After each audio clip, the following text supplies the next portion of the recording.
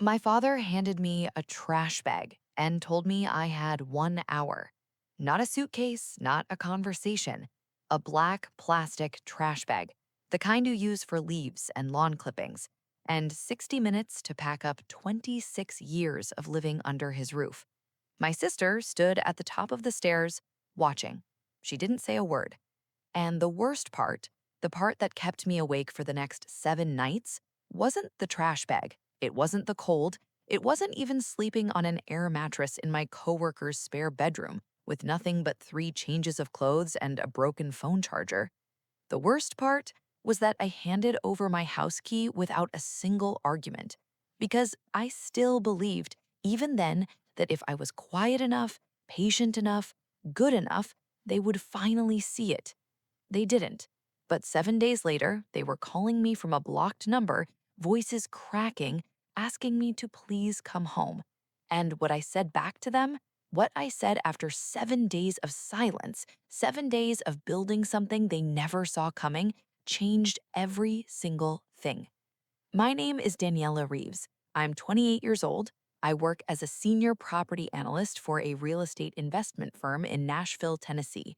And until 11 months ago, I lived in my parents' house because my father asked me to, because my mother needed help, and because I was the kind of daughter who said yes when family called. This is the story of the last time I ever said yes to the wrong people. And if you've ever been the responsible one, the dependable one, the one who always showed up, stay with me because this one is for you. If this story is already pulling at something inside you, hit that like button and subscribe right now. I post every day, and the comments section on these stories has become something genuinely special. Drop your name and your city. I love knowing who's out there listening to these words at midnight. Let me take you back to the beginning, not the dramatic part, the quiet part, the part nobody talks about because it doesn't look like abuse from the outside. It just looks like family. I grew up in Clarksville, Tennessee, about 45 minutes outside Nashville. My father, Raymond Reeves, was a structural engineer for a mid-sized construction firm. Steady man, serious man. The kind of father who showed love by fixing things around the house and calling it done.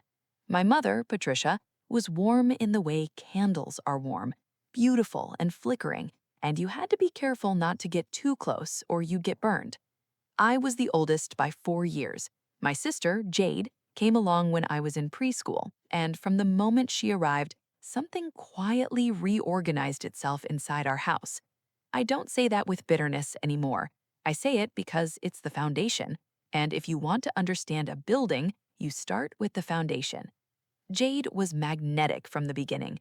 Bright smile, easy laugh, the kind of kid who made strangers stop in grocery store aisles and say, "Oh, what a sweetheart." I was quieter, more serious, the kind of child who read instruction manuals for fun and organized my bookshelf by subject. My father looked at Jade and saw someone to be proud of in public. He looked at me and saw someone to be relied on in private. Neither of us asked to be those things, but we became them anyway. By the time I was in high school, the division was just normal. Jade's cheerleading fees, Jade's yearbook photos, Jade's prom dress consultations.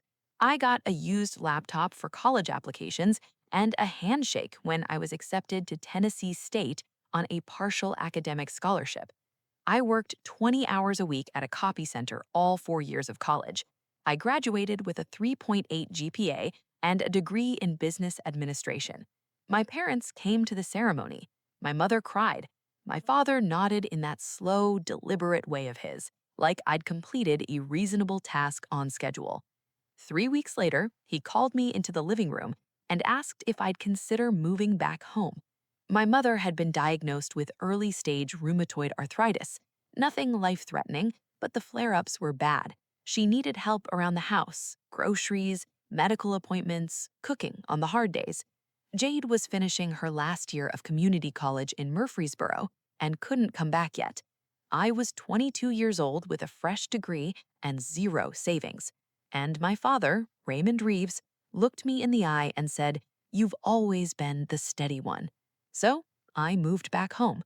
I told myself it was temporary, I got a junior analyst position at a property firm downtown, commuted 45 minutes each way, paid a small amount of rent to my parents, and covered the household groceries. I managed my mother's prescriptions, drove her to physical therapy twice a week, and handled the utilities when my parents had a tight month. I told myself, 1 year, maybe two. 4 years passed. And then Jade came home. Here's where the story shifts. Pay attention to this part because this is where the cracks started. Jade came back from Murfreesboro 26 years old. With an associate's degree she'd stretched into 5 years and a boyfriend named Corey Simmons who drove a leased Camaro and had never held a job longer than 8 months. He was charming in exactly the way my father was immune to in everyone except Jade's people. Within 3 weeks, Corey was eating dinner at our table 4 nights a week. Within 6 weeks, Jade told my parents she was thinking about opening a boutique clothing shop downtown and asked for startup money. My mother thought it was a wonderful idea. My father, the man who had never in my life handed me an unrequested dollar, wrote Jade a check for $6,000 from their savings account on a Tuesday afternoon. I found out from my mother on Wednesday morning, casually over coffee like it was a footnote. I kept my face completely neutral. I said, "That's nice," and rinsed my mug and drove to work. That evening, I sat in my car in the parking garage for 11 minutes before going inside. Not because I was jealous of $6,000. I was making decent money by then. I'd been promoted twice. I had my own savings growing steadily. I sat in that car because I was doing the math on 4 years. 4 years of groceries, 4 years of pharmacy runs, 4 years of reduced rent, not zero, but reduced, an arrangement that kept me tethered to that house under the language of family obligation. 4 years of my own apartment fund quietly redirected into their household stability. And Jade walked back through the door with a boyfriend my father had every reason to distrust, with a business idea sketched on a napkin, and inside 40 days, she had $6,000 and my father's full-faced smile at the dinner table. I did not say one word about it. That was my first mistake. Silence in some households doesn't read as grace, it reads as permission. The boutique lasted 4 months. In fairness, Jade tried. She found a space, hired a part-time employee, stocked it with inventory, and took about 30 decent photos for Instagram. But Corey had inserted himself as an unofficial business partner. And Corey's version of contribution was telling Jade what to buy and then spending the budget at wholesale pricing on brands that didn't sell in Clarksville. By month 3, Jade was asking my parents for another $2,000 to cover rent on the retail space. My father gave her $1,500. By month 4, the boutique closed. Nobody discussed the loss at the dinner table. Nobody mentioned the $8,500 that had evaporated. It was simply over, and then Jade was sad for a while, and the household arranged itself around her sadness the way it always arranged itself around Jade. I kept going to work. I kept doing the grocery runs. I kept paying my portion of the utilities. And then Corey proposed.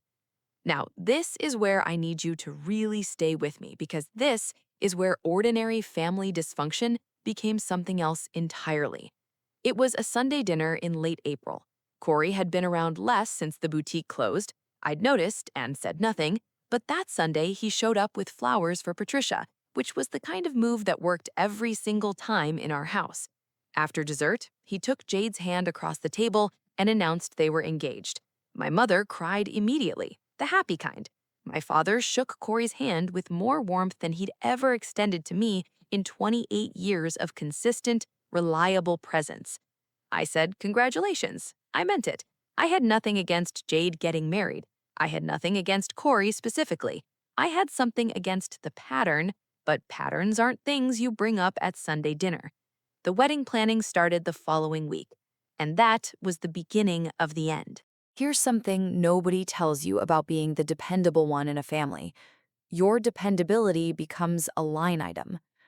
Within 2 weeks of the engagement, my father sat me down at the kitchen table, the same table where I'd eaten dinner for 4 years, the same table where I'd quietly watched $6,000 get handed to someone who hadn't earned it. And he explained the situation. Corey's family was contributing a flat amount toward the wedding. My parents would cover what they could. But there was a gap, a significant one. He'd done some research on venues. The Sycamore Hall event space outside Nashville was available on a November date. Inclusive package, catering, florals, lighting, coordination, $18,000. He slid a printed brochure across the table. He said, "You're established now, you have savings, this is what family does." Not a question, a statement. The same voice he used when he called me the steady one 6 years ago and redirected my entire post-graduation life into their household. I looked at the brochure. I looked at my father. I said, "Let me think about it."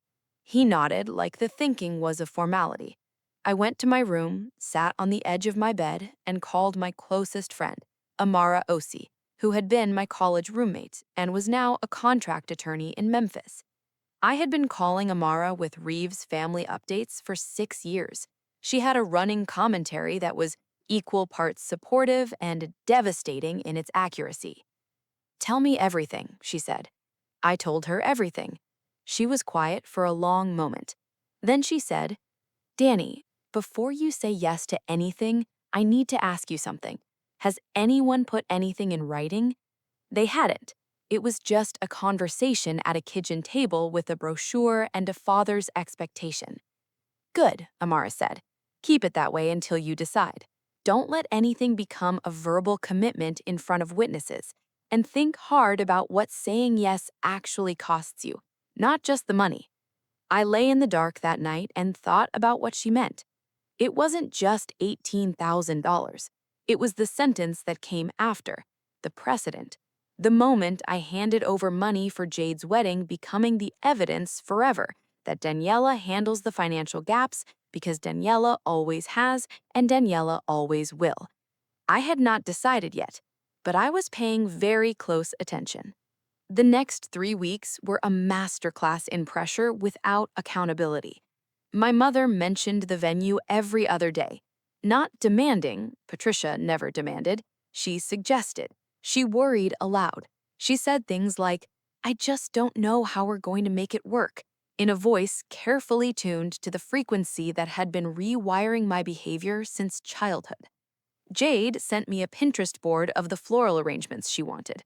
No conversation, no ask, just a shared link with a heart emoji, as if the money had already been agreed upon and we were just in the decoration phase. Corey, and this is the part that still makes my jaw tighten, Corey pulled me aside one Saturday morning while I was making coffee and told me with complete seriousness that he appreciated me stepping up for the family. He said, "Your parents are lucky to have a daughter like you." Past tense, future tense, already written. I looked at him and said, "Nothing's been decided yet." He smiled the smile of a man who has never once been told no by this family. That smile made something crystallize in me, clean and cold and clear. I called Amara that afternoon. "I'm going to say no," I told her. She exhaled slowly. "Walk me through it."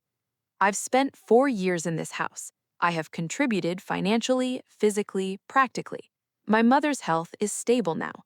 Jade is 26 and engaged to a man with a leased car and no savings. My father gave her $8,500 for a business that failed without a single conversation with me. Now there's an $18,000 gap in a wedding budget, and somehow my savings account is the solution?" "Yeah," Amara said. "That's a no." The decision felt right.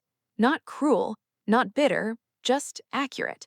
I planned to tell my father on Sunday, calmly, privately, with a clear explanation that I loved my sister and would give a reasonable gift, but could not and would not be the financial foundation of someone else's wedding.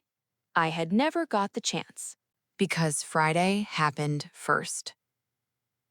I want you to pause here for a second, because what I'm about to tell you is the part that changed everything. This is the moment the whole story turns. I came home from work on Friday at 6:15. Normal day, long commute. I had dry cleaned clothes in the back seat and a parking ticket I needed to dispute, and a podcast half finished about urban development trends. I opened the front door. My mother was in the kitchen, my father was in the living room, Jade and Corey were on the couch. All four of them, which was unusual for a Friday. Corey usually worked weekends at the sports bar where he'd recently gotten a bartending shift. Raymond stood up when I walked in. He did not say hello. He said, "Sit down, Daniela. We need to talk as a family." Something moved through me. Not panic, recognition. I had been in enough tense rooms to know when a conversation had been choreographed in advance. I sat.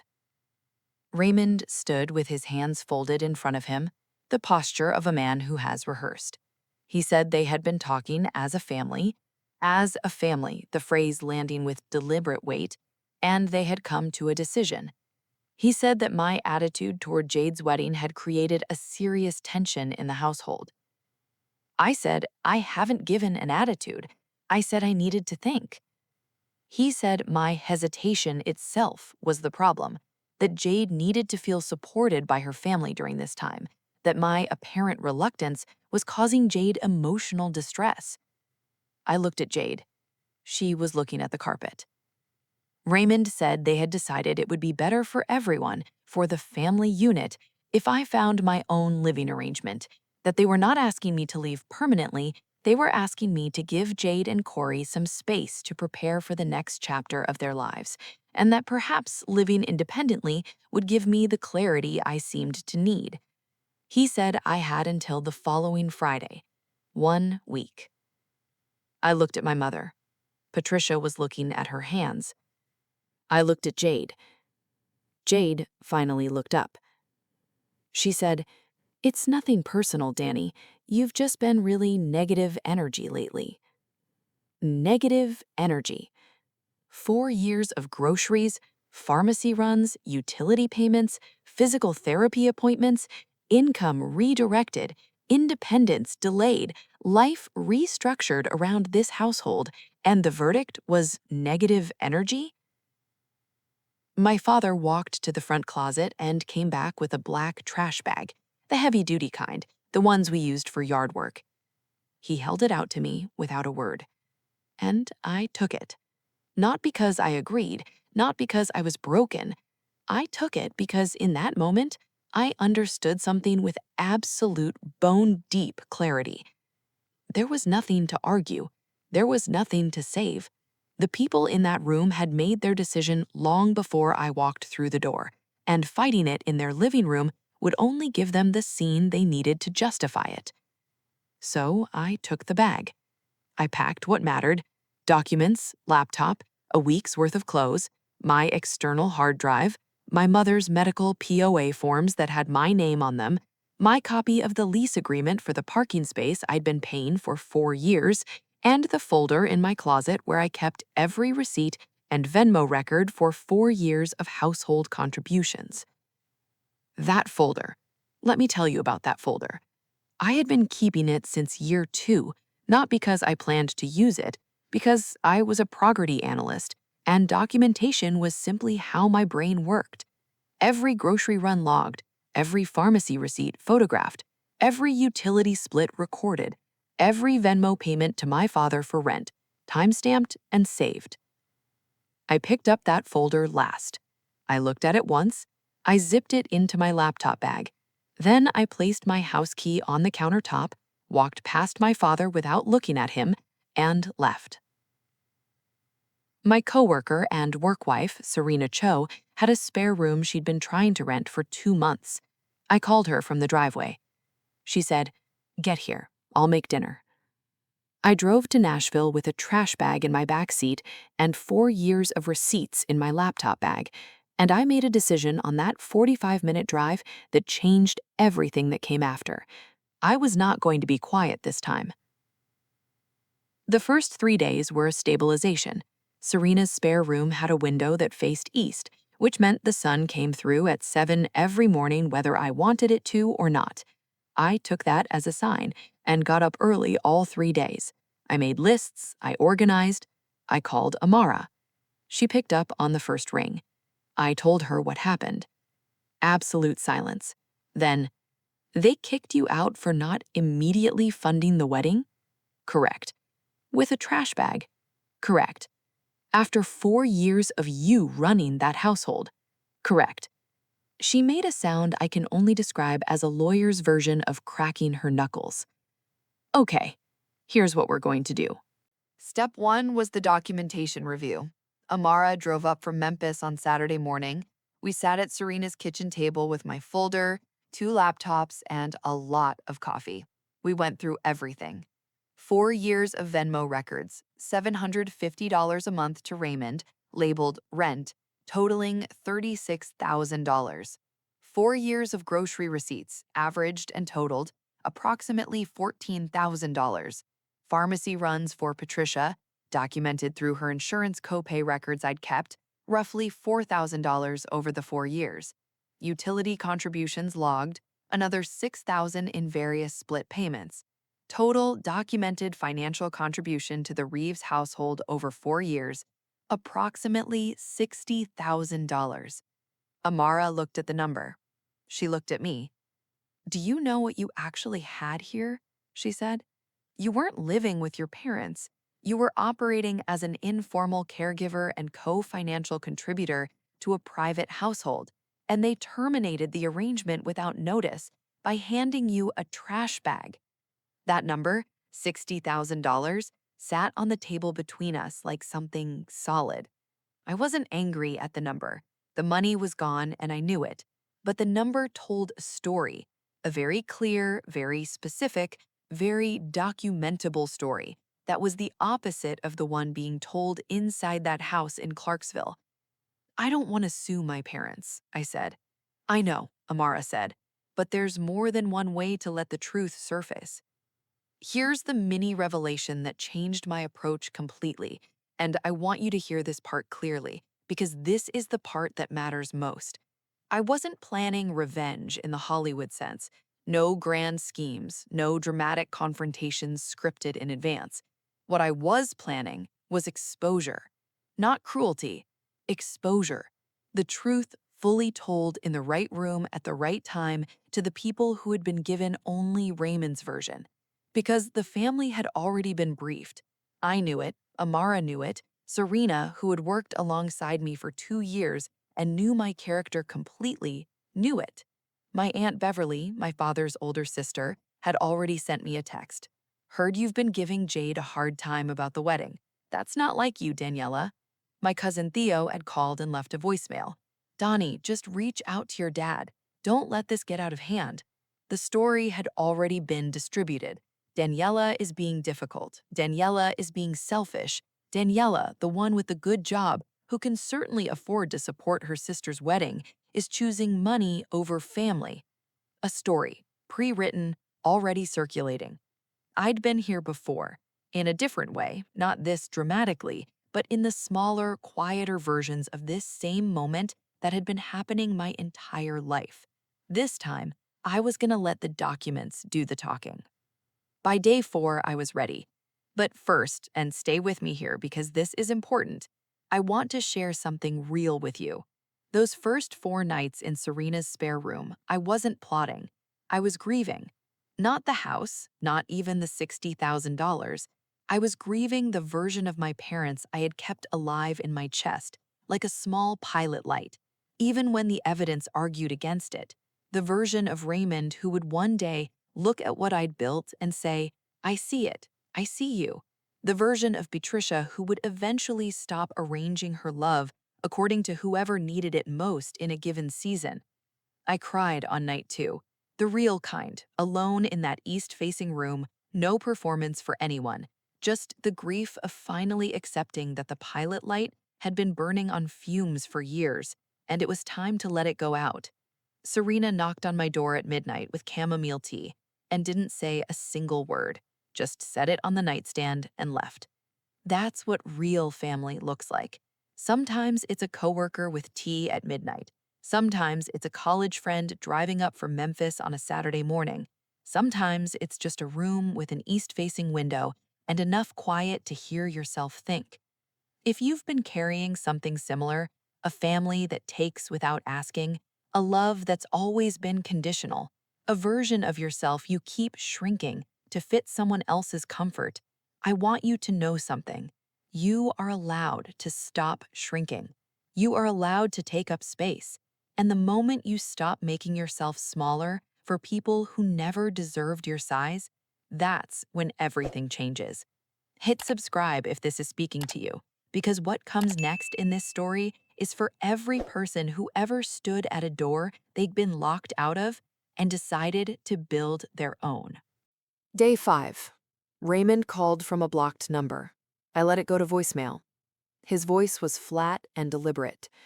Daniela, the venue deposit is due by end of this month. We need an answer. No acknowledgement of the trash bag. No mention of the fact that I was sleeping in someone else's spare room because of a decision he'd made unilaterally. Just, the deposit is due. I did not call back. Instead, I sent 3 text messages. The first to Aunt Beverly. Hey, Aunt Bev, I'd love to catch up this week and give you my side of things. There's some context I think you're missing. Can I call you Thursday evening? The second to my cousin Theo. Theo, I know you called. I'm okay. There's more to this situation than what you've heard. I'll explain everything soon. The third to my father's brother, Uncle Desmond, who was the family's quiet center of gravity, the one everyone actually respected. Uncle Desmond, I need 30 minutes of your time this week. Not to argue, not to fight.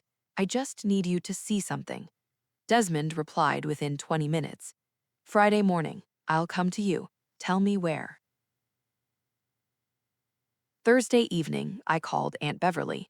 I didn't cry, I didn't perform. I told her the timeline, plainly and completely. When I moved back, why I moved back, what I contributed over 4 years, what happened when I said I needed to think about the $18,000, the trash bag. Aunt Beverly was quiet for a long time. Then she said, Raymond gave you a trash bag? Yes. His own daughter. His own daughter. Another silence. How long have you been keeping those records? 2 years. I told her about the folder, the Venmo logs, the receipts, the utility records. Daniela, her voice shifted. I've known your father a long time. I love him, but that man has never once in his life asked for help gracefully. He just rearranges people until someone fills the gap. I know, I said. You should have been the first person he protected, not the first one he handed a trash bag. She said she wanted to come to the Friday meeting with Desmond. I said yes. Friday morning, Serena's living room, Amara on the left, Serena in the kitchen doorway with coffee, me at the table with the folder, Aunt Beverly and Uncle Desmond across from me. No theater, no big reveal staged for maximum drama, just the documents spread across the table in chronological order. I walked them through 4 years in 40 minutes. Every number, every receipt, every Venmo log, the $60,000 total, the $6,000 for the failed boutique, the $8,500 total in family assistance to Jade since she came home, the $18,000 ask, the timeline of the trash bag. Desmond didn't speak while I presented. He read every page I handed him. His face was still and careful the whole time. When I finished, he looked up. Does Raymond know you have all of this documented? No. Does he know you're meeting with us today? No. He looked at Beverly. Beverly looked at the table. Then Desmond said, You are not obligated to fund this wedding, not 1 cent. Anyone who says otherwise hasn't looked at what's in this folder. Beverly put her hand over mine. I owe you an apology for that text I sent. I spoke without knowing. I nodded. That was enough. Uncle Desmond said, I'm going to call Raymond this evening, not to attack him, to tell him what I've seen, and I'm going to strongly recommend he reconsider the position he's put you in before it becomes a much larger conversation. Sunday morning, 7 days after the trash bag, my phone rang at 8:04 a.m. Unknown number. I answered. It was Raymond, but the voice was different. The rehearsed steadiness was gone. What was left was something flatter and older and tired in a way I hadn't heard before. Danny, He hadn't called me Danny in years. Can you come home? I didn't answer immediately. I let the silence sit. He said, Desmond came by last night. He showed me what you. He had the folder. A pause. I didn't know you'd been keeping records. I said, I wasn't keeping them to use against you. I kept them because that's how I work. Documentation is just, it's how I process things. I know. His voice broke slightly on those two words, not theatrically, just cracked the way old wood cracks. Desmond told me the number. Yes.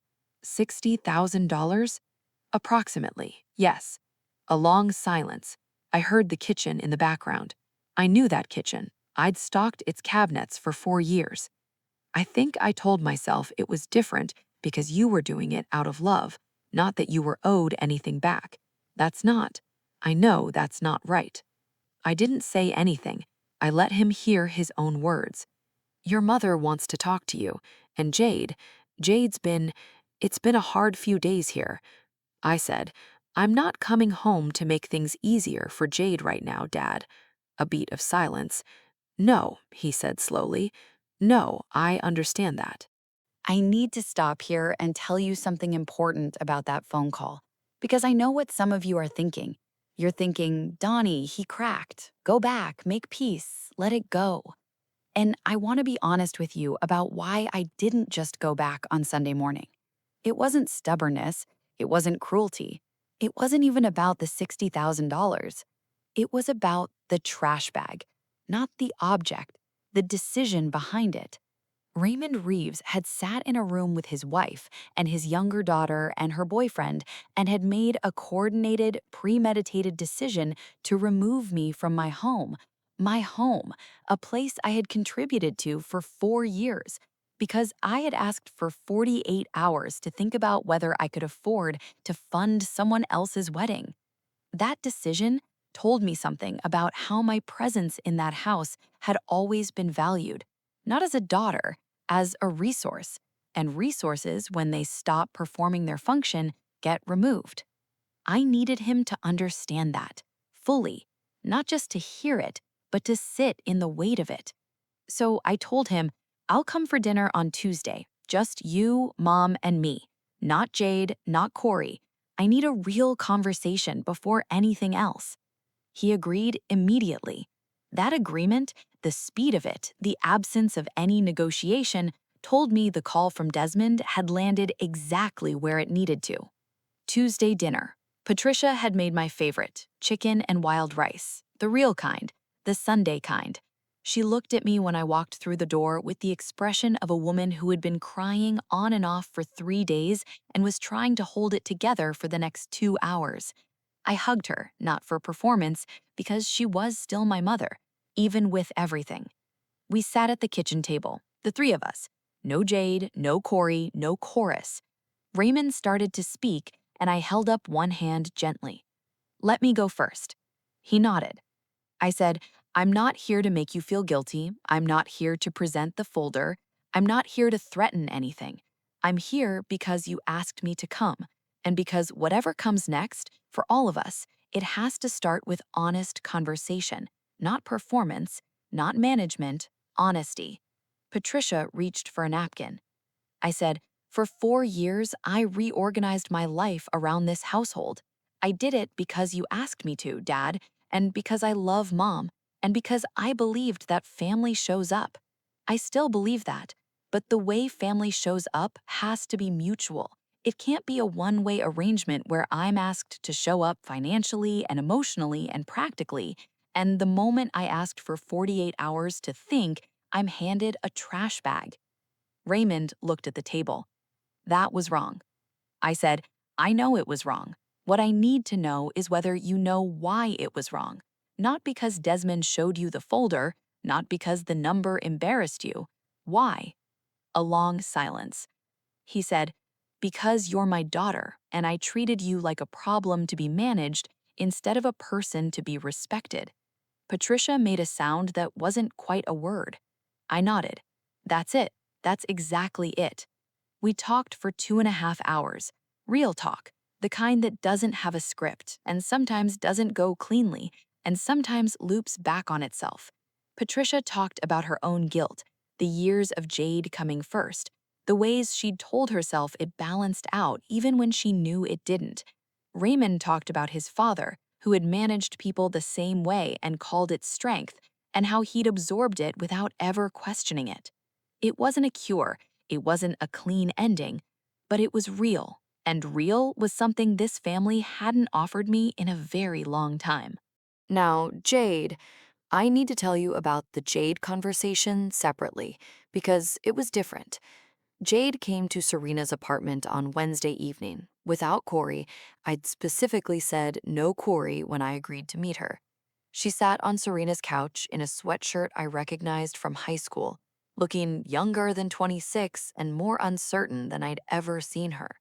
She said, I need you to know I didn't tell them to do the trash bag thing. That was Dad's decision.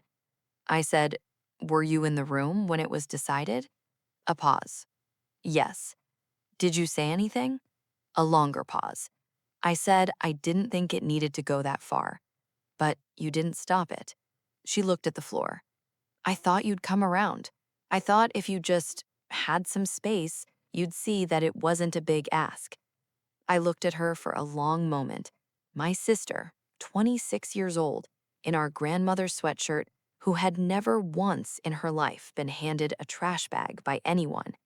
I said, Jade, I'm not going to fund your wedding, not because I don't love you, but because I've been funding this family for 4 years, and nobody ever called it love when I did it. It was just expected. I need that to change before I can give anything voluntarily. She nodded, very slowly. That's fair. I said, what would actually mean something to me isn't money going the other direction. It's you acknowledging to yourself, honestly, that you've benefited from a system in this family that cost me a lot.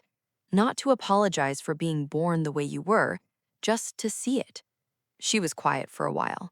Then she said, I think I've always known it wasn't equal. It was easier not to look directly at it. I know, I said. It usually is. We didn't hug at the end of that conversation. We weren't there yet. But we shook hands, which sounds strange but felt more real than a hug would have. Two adults acknowledging each other across a complicated history, choosing to move forward with open eyes. Here's what the next 60 days looked like. I did not move back into my parents' house. That door had closed, not in bitterness, but in clarity. I found a one-bedroom apartment in East Nashville with a balcony that faces the skyline, and I signed my own lease for the first time in my life at 28 years old. The day I got my keys, I sat on that empty balcony with a glass of wine and watched the Nashville lights come on one by one. Amara called to celebrate. Serena sent a plant for the apartment, a monstera that now lives in my living room and is aggressively healthy, which feels appropriate. As for the wedding, Jade and Corey scaled back, not dramatically, but meaningfully. They found a venue outside Clarksville that ran $10,000 all in. Patricia helped with florals, Corey's family covered the catering. Raymond and Patricia covered the venue with their own funds, funds they'd always had access to, but had never been asked to fully mobilize before because I had always been standing in the gap. I attended the wedding, not as the person who saved it financially, as the sister. I wore a navy dress and brought a gift, a nice one, but within my own chosen budget. I hugged my mother at the ceremony and shook Corey's hand at the reception and danced with Jade to one song near the end of the night when the lights were low and the DJ was playing something old and slow. She whispered near my ear, "Thank you for coming." I said, "You're my sister. Of course I came." No financial transaction, no folder, no ledger. Just two sisters at the end of a long, complicated road, choosing to stand in the same room and call it a beginning. Raymond retired a year later than he'd planned, which had everything to do with restructuring the household finances without my invisible contribution. He took it quietly, without complaint, which was the most dignity he'd shown in a long time. Patricia's arthritis had a bad winter, and I drove out to Clarksville twice to help. Not because I was asked, not because I was obligated, but because I chose to. That difference matters more than the action itself. Chosen love is different from extracted obligation. I needed to know the difference in my own body before I could give it freely. My Aunt Beverly and I talk regularly now. She checks in, asks real questions, listens to real answers. Desmond sends me articles about real estate markets because he paid attention when I told him what I did for work. Marcus, my second cousin, quiet, observant, always watching from the edges, sent me a voice note a few months later. He said, "I just want you to know I saw the whole thing, and you handled it with more class than anyone in that family deserved." I saved that voice note. I still listen to it sometimes when I need to remember. Here's what I want to leave you with: the real takeaway, the thing underneath all the drama and the documentation and the trash bag. Being the reliable one is not the same as being the expendable one. Dependability is a gift. It is a real, significant, generous gift that a certain kind of person offers to the people they love. But it is not a blank check. It is not a signature anyone else gets to borrow. It is not a resource to be extracted until empty and then discarded when it pushes back. I spent 4 years inside a story that someone else had written for me. The steady one, the established one, the one who can handle it. And I played the role so consistently that I forgot I had the option to put the script down. The trash bag was the best thing that happened to me. Not because it didn't hurt, it hurt enormously, but it was the first time the truth of how I was valued was presented without any softening. No gradual disappointment I could explain away. Just a black plastic bag and 1 hour and a door that closed behind me. And from that clarity, I built something real. An apartment I chose, with a balcony that faces east. A firm where I've been promoted to senior analyst and am being considered for a regional director role. A friendship with Amara that has survived 6 years and 3 cities, and is frankly more family than most of my actual family. A relationship with Serena, who handed me tea at midnight without a single word, and whose monstera is thriving in my living room. A relationship with my sister that is honest in a way it never was before, because we finally had the conversation that needed to happen instead of the performances we'd been staging for each other our whole lives. And a relationship with my father that is smaller than the one I used to pretend we had, but realer than anything we'd built on silence and assumption. Smaller and real is better than large and hollow, every time. My name is Daniela Reeves. I am 28 years old. I live in East Nashville, in an apartment I chose, on a balcony I sit on every morning when the weather allows, watching the skyline wake up. I audit property contracts for a living. I find the clause that shifts the risk.